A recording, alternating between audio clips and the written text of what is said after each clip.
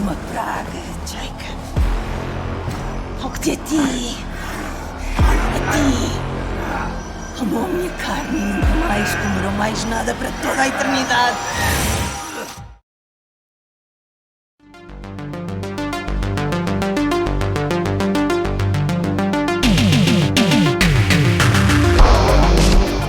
We are talking Ship of the Damned. This is directed by Steve Lawson from Creative Studios, a production company that I like to say makes highbrow B-movies.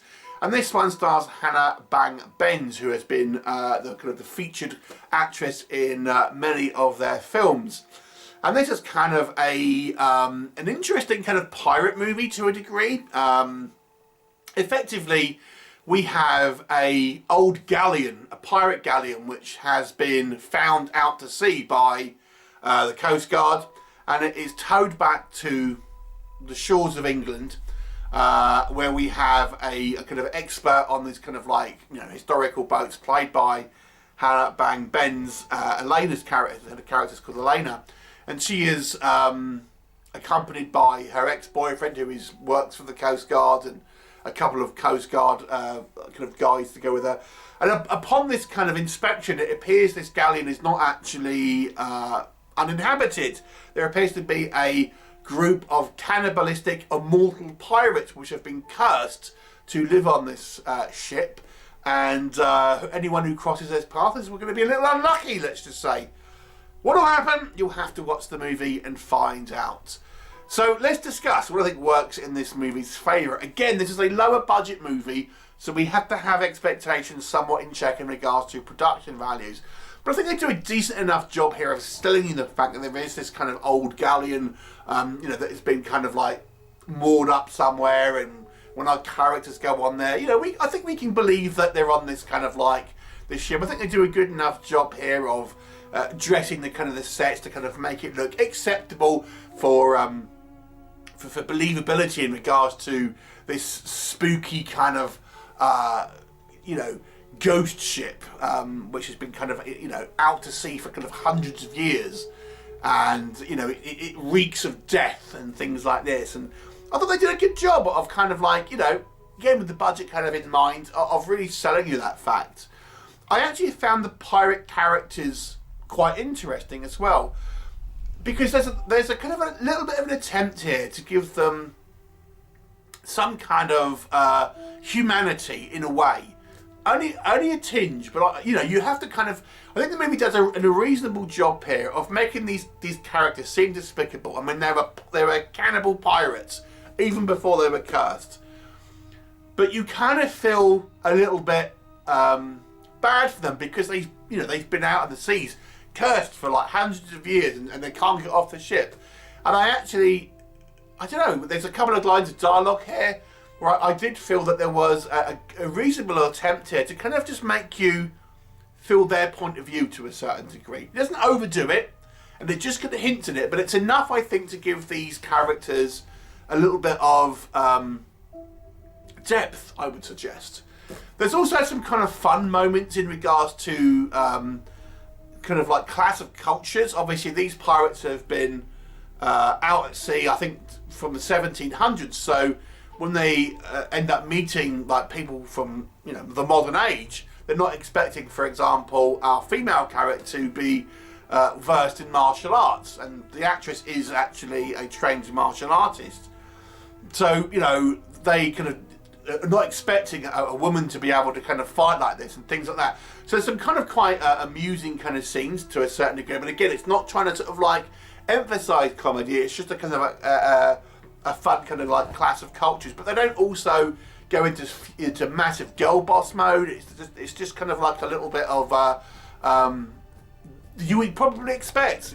Someone who has never seen that type of behaviour from a woman would be kind of put aback, really, and it kind of makes sense. So I kind of quite like that. I thought this had an intriguing story, because it wasn't necessarily what I was expecting. Because I didn't read much about this movie before I watched it, so I just assumed it was going to be about ghosts. But it's not. It's these kind of corporeal kind of cursed pirates, which gave it a new kind of level of, because these are ultimately humans that have just been effectively immortal. So it opens up a whole kind of host of possibilities about what could happen. And, you know, these pirates don't have good intentions towards certainly our female protagonists, if you know where I'm going with that one. So it gives you that kind of a sense of impinging danger and doom about, because they're out at sea with immortal pirates trapped on an old boat. I mean, what chance of escape might you have? So again, I thought that was pretty good.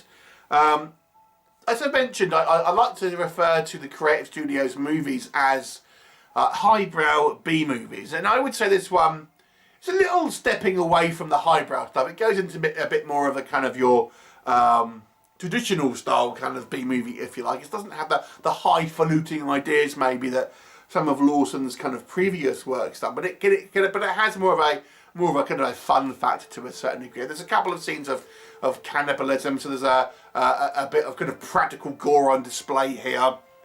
So anyone who likes a bit of gut munching may enjoy this. What doesn't work in this movie's favour, again, the budget does show through. I mean, this is a relatively ambitious movie considering the subject matter. So although I think they've done the best they can in regards to kind of dressing up this kind of set as a kind of a, you know, a pirate galleon and things like that, you may be thinking it's not the kind of like particularly kind of like realistic when you compare it to the likes of, you know, Pirates of the Caribbean or anything like that. I think the intro was a little weak, I have to be honest. We have a kind of a prologue, so to speak, showing how these pirates got cursed. And I didn't really think that scene worked, if we're being completely honest. And I think it looks a lot cheaper than maybe the film does later on in the you know, runtime and stuff. Even though it's the same cast and same set location, it just that first sequence is a little bit cheap looking, and I think sets the tone of the movie a little bit on the negative side, to be honest. Some of the acting is of a mixed bag, if we're being honest. Creative Studios films do tend to be quite dialogue driven, a little bit talky. This one maybe a little less so, and I kind of quite like the characters, but it's still quite a relatively kind of dialogue-driven movie to a certain degree, and I don't know how people will get on with some of the characters here. Is all I'll say. Our two protagonists kind of have the traditional gender roles swapped, so it's worth noting that certain audiences might not like that. I'm just saying. But overall, I think it's a pretty good, entertaining watch if you don't mind kind of a lower budget affair. I don't think it's kind of groundbreaking in any kind of sense. It's you know, it's an okay watch. I think it's an interesting kind of story that sets some intriguing and difficult problems for our protagonist to overcome. I'll give it a 5 out of 10. Have you seen it? What did you think of it? Please do let me know, and I shall look forward to seeing you next time. Bye for now.